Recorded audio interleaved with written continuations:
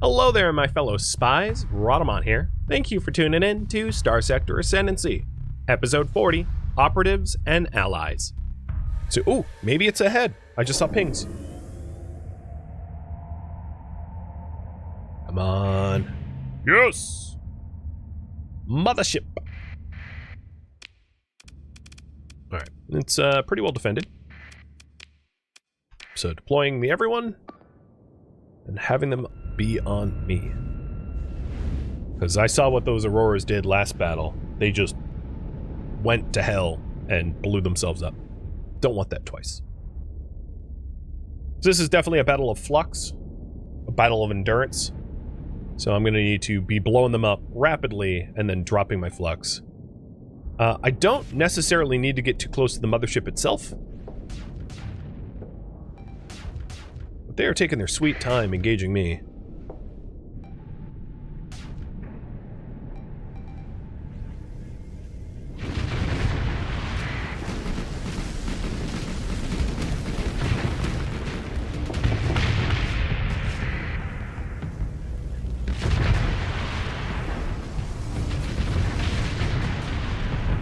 Have I played Stardew? I have. Sorry, Aurora. You're wrong place, wrong time.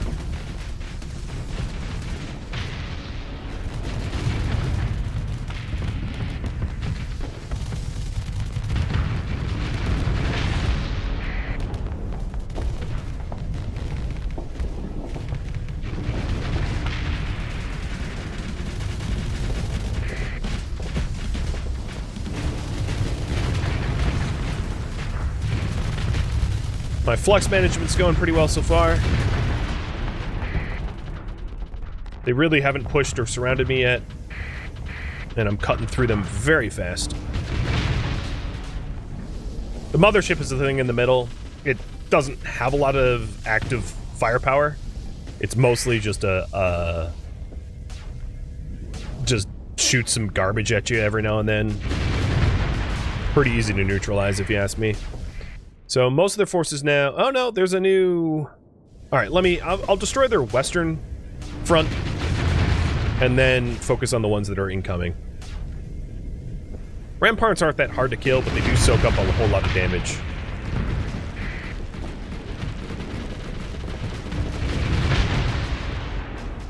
Okay, we're pretty clear here. I can focus on the other ramparts.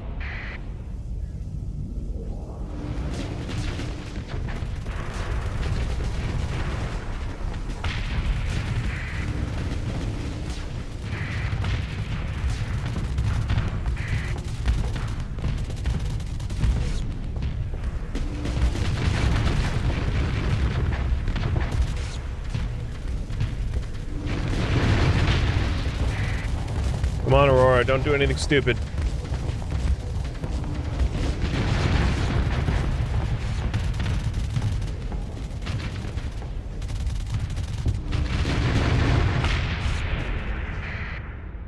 Yeah, they definitely didn't deploy enough ships to swarm me to keep my flux high.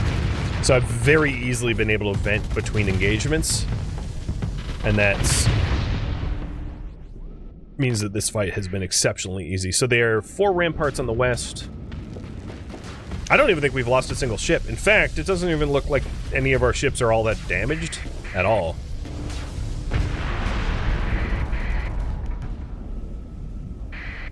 Aurora, move. Get out of my way. I'm blocking the shot.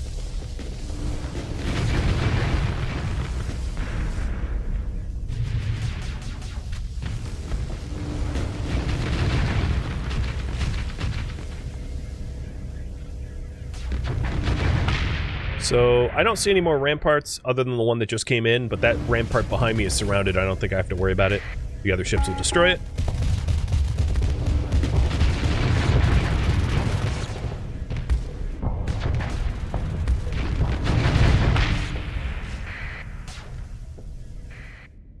They haven't destroyed it yet, though.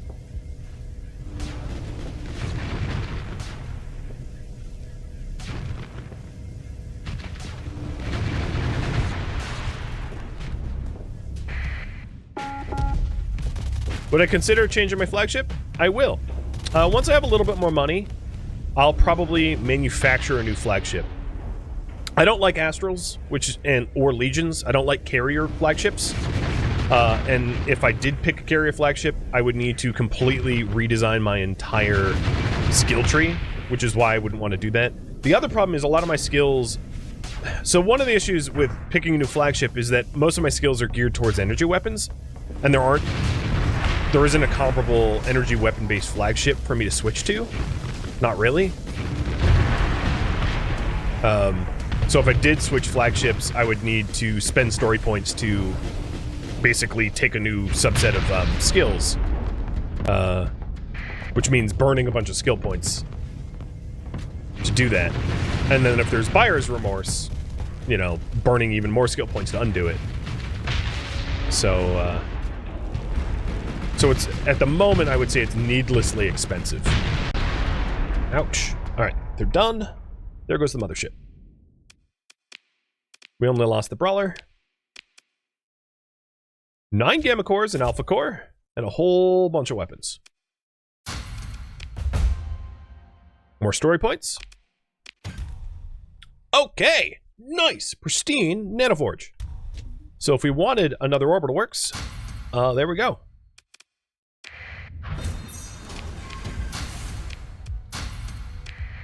Damn. That was definitely worth the trip.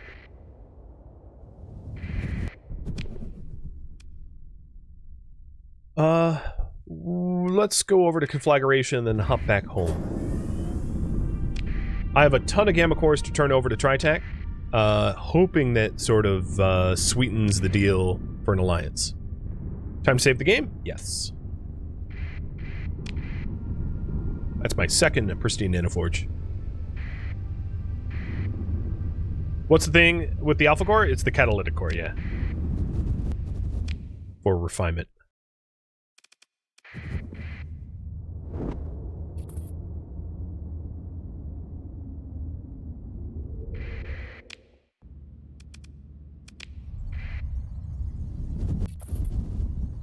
So in terms of the ships that I could switch to, because I know you asked about flagships, the ships that I know how to make, Retributions are garbage tier capital ships. They suck. You got a Pegasus, which is the missile ship. It does have laser weapons. Then you have Onslaught and Invictus, which are ballistic ships. The Conquest, which is like a hybrid missile ballistics. And those are the only... And then the Paragon. So the problem is there aren't other high-tech ships that I have access to at the moment. So there really isn't anything for me to switch to, even if you did want to see other ships. So the problem is, like, I'd be willing to switch to maybe an Onslaught, but I would need to redesign my my skill tree. The other capital ships that I don't have access to, so we have got the Astral, which is the carrier, but given that I have a bunch of 14th Battle Group Legions, it doesn't really make sense to use the Astral as a result. You've got the Atlas, which is the Pirates capital ship, which is honestly just a cargo ship converted into a capital ship, so it's garbage. You've got the Conquests. You got the Executor, which I don't, you know, obviously have one. Oh, before I forget, John, let's have you remove Squall and introduce Cyclone Reaps. There we go. In fact, before we go any further, I'm going to take Destroy with Roy, refit current variant. So I'm taking Destroy with Roy's design and then auto-fitting the other to match it. So it's Hypervelocities and Cyclone Reaps. So now both of the 14th Legions that I have are identical to one another. Good. I'm dropping off, yeah, so I'll keep these ships on me, just remove their demods. So next step is to head into the core worlds and hand over these gamma cores to Tritac to try to sweeten the deal for an alliance. If I'm heading to the core worlds... Oh! Let's see. Kanta wants drugs. 800 of them. They always want bottles. Kanta, do you want anything else? Probably supplies. No! Surprisingly, you are not short on supplies. Or fuel. Or personnel. No one wants organs?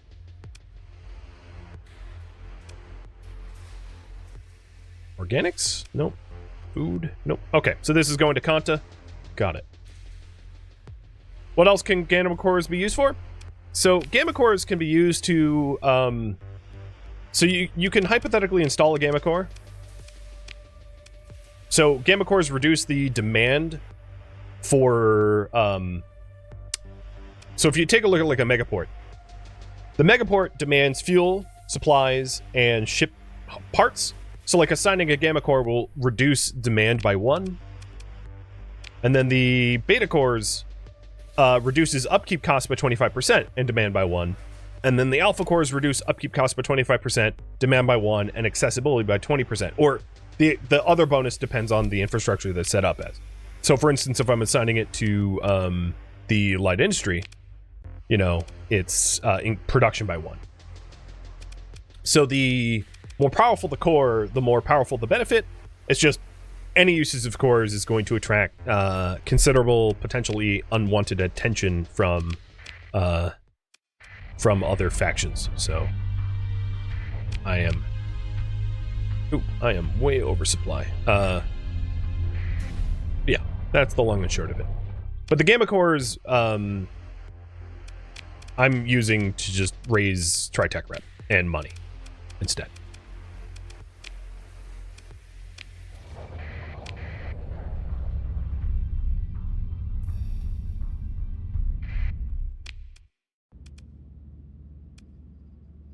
So I want to go to mute. Let's go to this place first. And I haven't forgotten about the goal of the path. I still intend to mess with the path. I just need to make an ally first. And hopefully these cores will help with that. You've never seen anyone use AI cores? Is retribution that bad? Yes. That's why I keep saying don't effing use them unless you're really truly ready. I cannot stress that enough. What ends up happening, minor spoilers, so I'm going to turn blue for the duration of it. Hegemony will send everything at you and try to murder you until you're nothing but a bloody husk. So if you touch cores, they come after you with such fierce vengeance that you will absolutely die unless you have a remarkably large fleet at the ready to defend you. So, you do anything with it, you better be ready for hell. There you go. It's the 4th time I've said it, but hopefully that information sticks, because trust me, you do not want to do it unless you're ready. Alright, AI core is turning over. So this is rep 7 points and almost $500,000 worth of monies.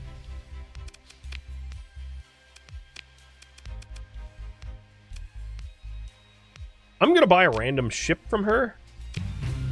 Only because it makes her and Tritech happier. Not that I want it. And then I can just go ahead and black market it. Because, again, I didn't want it. So, that was easy.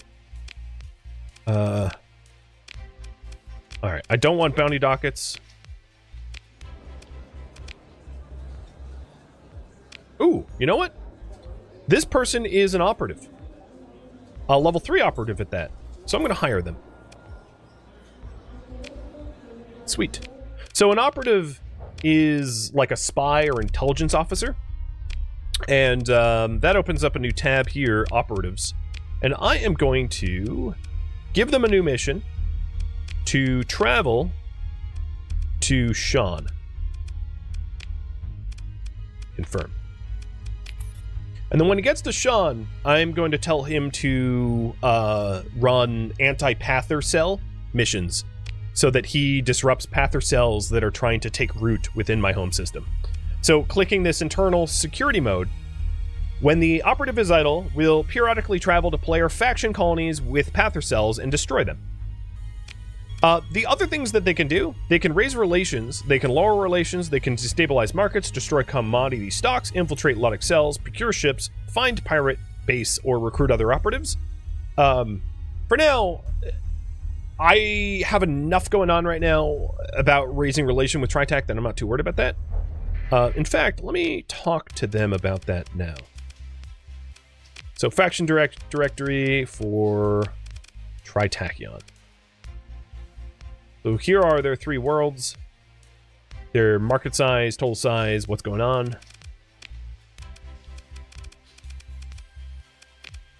And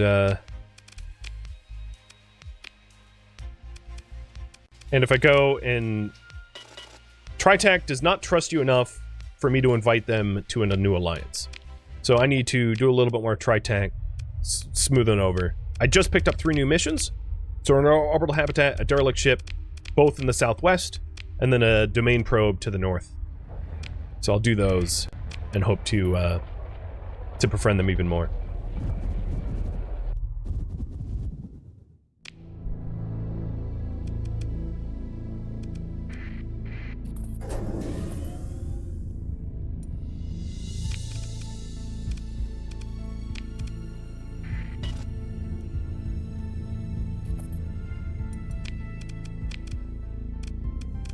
The other question I have for you guys is, what should I build at Azarun? So Azarun has a free industry. I could upgrade to a military base so that I have larger defense fleets. I could alternatively set up commerce for more income and trade. I could set up heavy industry for like orbital works and shipbuilding. All 3 are pretty reasonable options, so I'm going to have you guys choose because I'm sitting on a lot of money now, and I'd like to invest it. So I'll have you guys pick that. Oh, don't forget to sell to Kanta. True, I almost forgot. Sitting on a, not that I need more money, but might as well make it. Let's go over to Kanta real quick. I thought they were chasing me down.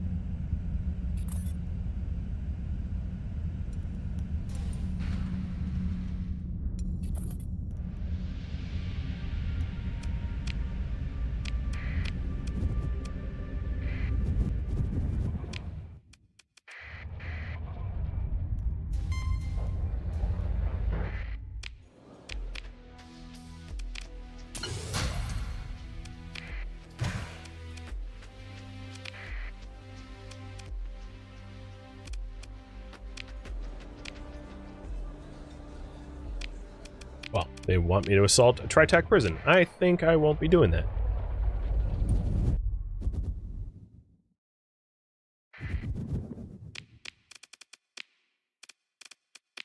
And then checking on Vortex. Vortex is making plenty of volatils, and now Petrable is turning that into fuel. Fantastic.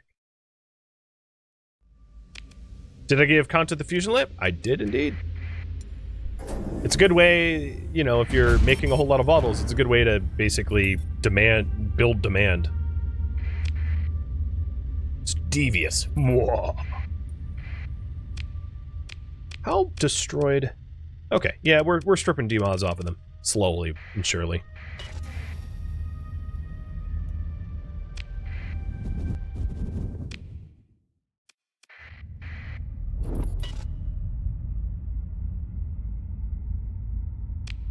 And my faction relation with Tritac is now welcoming. So maybe after these 3 missions, we can do that alliance, I'm hoping. So I want to go to Venera. What ping was that? Just debris field. Boring.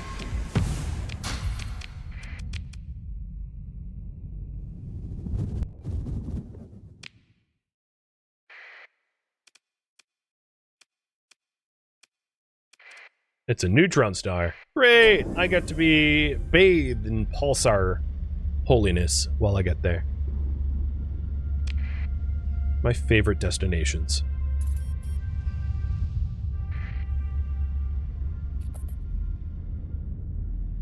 Whoa, the church and the hedge going toe-to-toe? Yes. Interesting. The church is really trying to take everyone over, huh? And then, what am I doing here exactly? It's a probe located at the neutron star. Copy that. So, Neil Rossi, my operative, has arrived. I'm not actually sure if you can rename these guys. I don't think you can. But he's already set to internal security mode, so he is going to continually try to disrupt Pather cells here. I could also try to have him recruit an operative. It takes 144 days to complete, so let's figure out if that's something I want or not. So the best way to do that is to go to colony threats, Ludic path, or actually go to the Pather cells. They're disrupted for 269 days. So, yeah, I think it's pretty reasonable to have Neil Rossi recruit for us in the meantime. Because there's enough time between the new Pather cells taking root. So, new mission. You are going to recruit an operative. And you should recruit a saboteur. Confirm. Done. The operatives have to be level 3 to be able to recruit. I just so happened to recruit a level 3 right off the bat, which was pretty nice.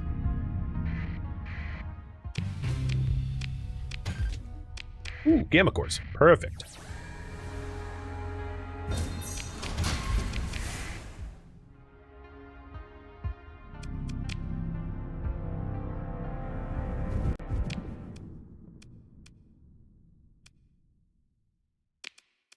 Is there some tactic selling AI cores to factions you want targeted for war?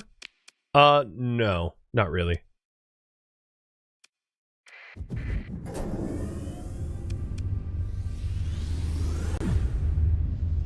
The, Hegemony's, like, anti-core campaign only really applies to the player. The other factions don't play by the same rules. The other factions don't run the other factions don't suffer colony threats. In other words, the colony crises are just for the player only.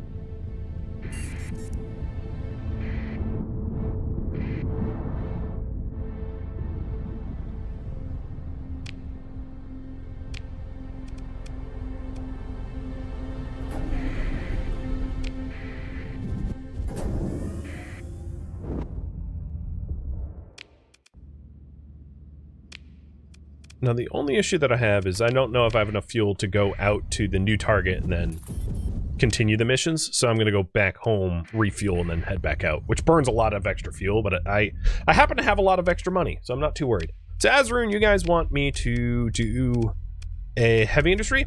The only other thing about that before I commit to that, is I want to make sure...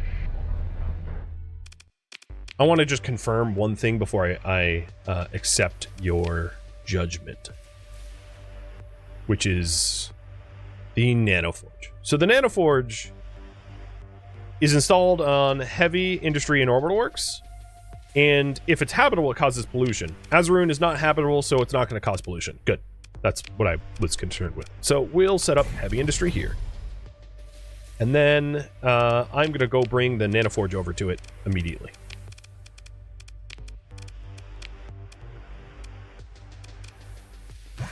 So refuel. Give me that Nanoforge.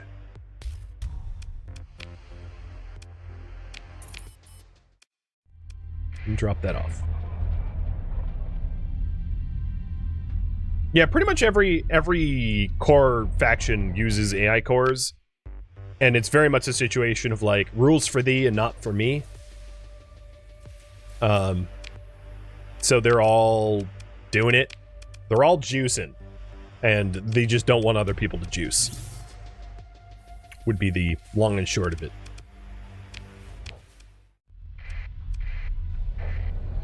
We're still sitting on a pretty penny of extra monies.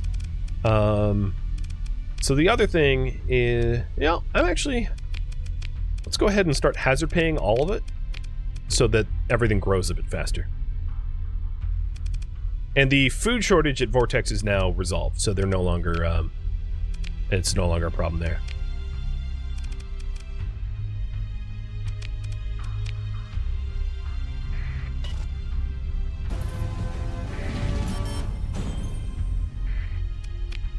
Oh, the church won.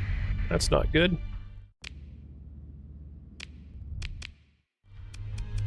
So the other two missions, Alpha Sar and Old Millix. I remember thinking something about Old Millix a while back. Oh, and Spindle's actually near Brea, so I might be able to pick up a whole nother set of missions while I'm near Spindle.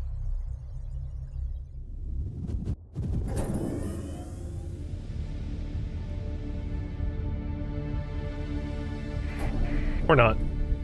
I'm gonna just drop in on them briefly. So let's take a look at their world. It's this one. Wow, they don't even have a mobile station. Yeah, this thing is a baby. All the info. Yep, it's got just mining.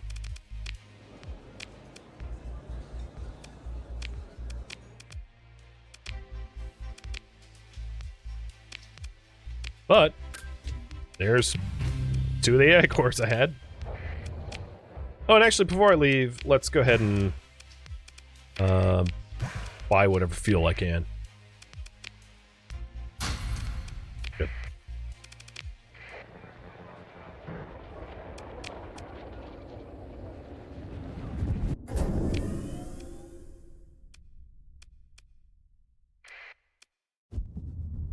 I'm glad that Big Ping is a red giant. It's going to allow me to go a little bit faster.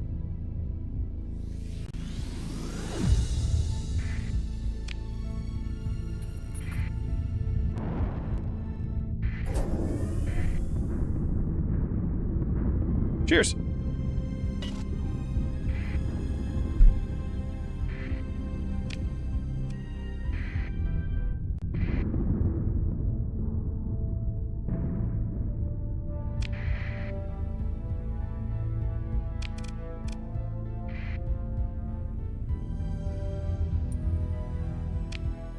Oh, that's a fleet. Lying in wait. That's a gank fleet. So this is orbiting a barren bombarded world somewhere in here. So instead of going to that stable jump point, I'm going to drop in on this nascent gravity well, assuming that that's the world that I need to go to. And it was.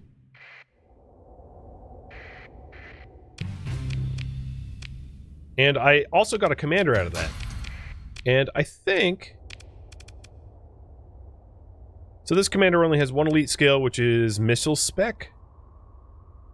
All my commanders are missile spec'd. That's, like, not great, because I don't use a lot of missile ships, but whatever. I will dismiss you. Because I don't need their only elite skill to be missile, as I don't run missile boats, or at least not yet. You know, if I had, like, Griffins or Pegasus or something, you know, that would make a lot more sense, but I don't. That's funny. That pirate was like, oh, I'm coming for you, and then, like, saw me and was like, no, no, no, no, never mind. And then Old Millix is the other one I'm going to. And I think, if I recall correctly, I had intel about that. So let's look at the exploration log, because I feel like there's other things there that I had. There's a research station at Old Millix, in the heart of Old Millix. Cool. So the mission that I'm going for is an orbital habitat. So there's both an orbital habitat and a research station, and I definitely want to hit up a research station.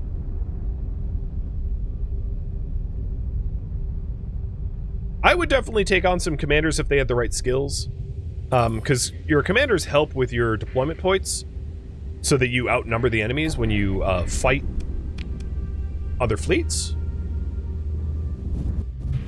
And now that I have much better passive income than I had before... Oh, there's a gate here. Awesome. Much better passive income than I had before. It does make a lot of sense.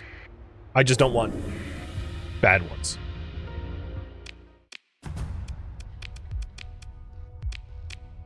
Ruins. Nothing special. A lot of heavy machinery though.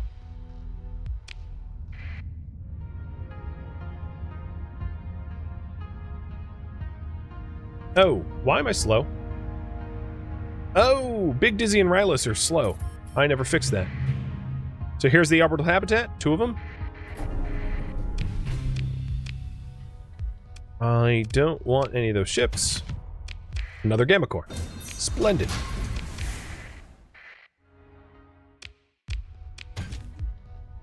And yet another Gamma Core.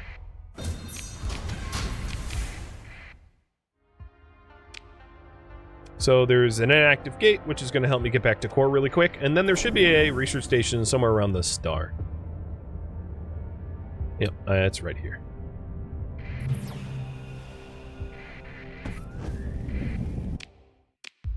With organs. Nice! Another biofactory embryo, if I want to really ramp up drug production. Blueprints for a scarab. And that's it. But that biofactory embryo is awesome. And then the debris didn't really have much, but that's fine. So if I wanted another biofactory embryo, I think what would make sense, just planning ahead, is I have room, unless I want to start using AI cores, which I don't, I have room for 2 more administrators. And I think what makes the most sense is to colonize outside of Amon, which would mean colonizing either Marax. So Marax was one of the potential systems that I eyeballed for colonization because it had some good candidates. So here, I'll show you. Marax has a plentiful organics tundra world, which would be really good for biofactory embryo production, but it has poor farmland. Actually, one of these has orbital shades. I thought. Here, let me go back to Marax.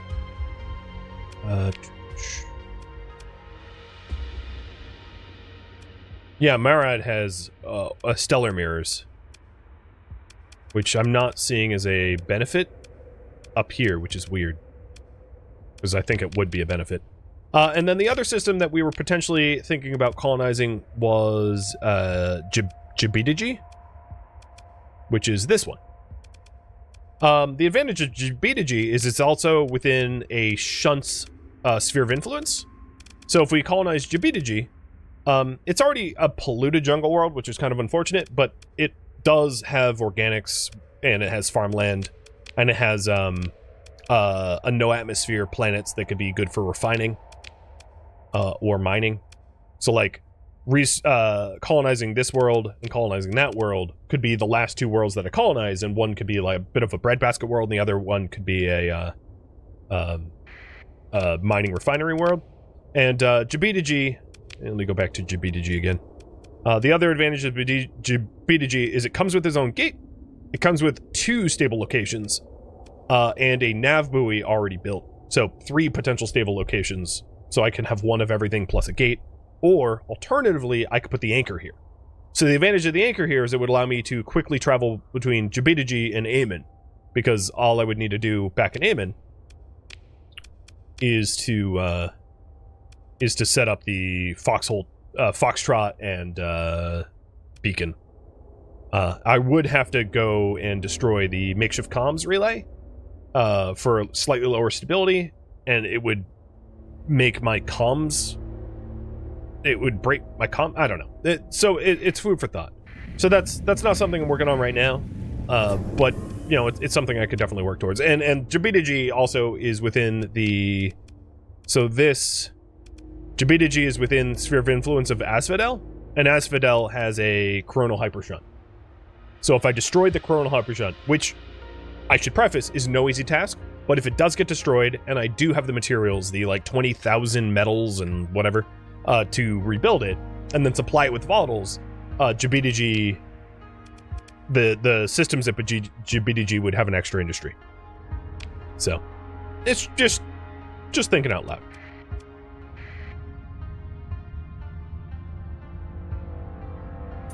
Would there be a reason to wormhole Fedara has a gate? No, not really. Because I could just gate from Amon to Jabitaji. But if, you know, and I could also consider any two systems as valid as well. So I could take a look around the galaxy to see if there's any other contenders that might be good to potentially colonize, given that I have two administratively colonies left.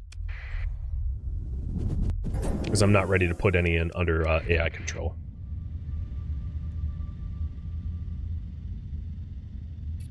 Let's hope that my hard work trying to befriend Tritac is about to pay off.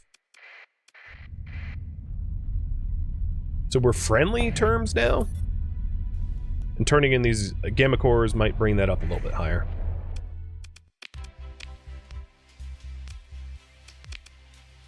I'll even open market the stuff that I have. Just as like being extra friendly.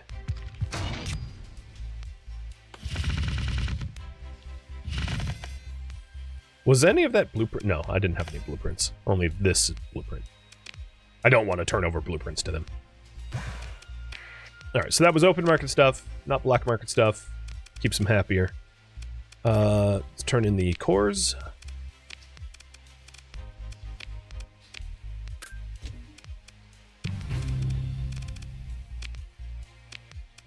And invite a new alliance. I am now officially allied with Tritac. So, current priority, destroy the path.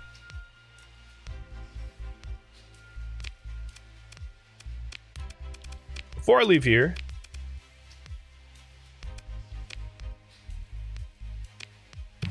I'm going to buy some random ship just to make Tritac happier and make my contact happier.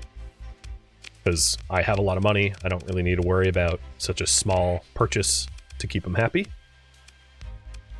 2 of the ships are slow. Correct. I'm not going to be using these ships during the conquest of the Pathers. So I'm going to be dropping them off anyway. But yeah, let's go ahead and make them not slow, I guess, while I'm here.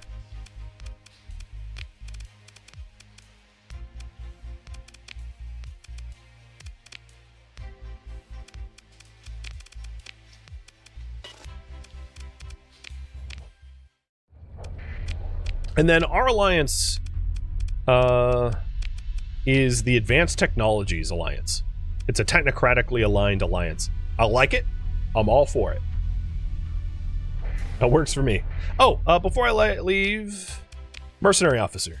You are steady with Ballistics Elite skill. No, because to hire her, I'd have to spend a story point. Thank you for tuning in to Starsector Ascendancy, which originally streamed live on Twitch, August 9th. If you have any feedback or questions for me, let me know in the comments below. If you would like to catch a live stream of mine, Rhadamant.com has my stream schedule and countdown timers to upcoming streams. If you would like to join my online gaming community on Discord, Rhadamant.com has a link to it, as does the description of this video. Thank you so very much for watching, and a special thank you to my Patreon patrons, Twitch subscribers, and viewers like you that support the channel and made it all the way to the credits. Thank you so very much. I hope to catch you next episode or an upcoming stream. Farewell, my fellow captains.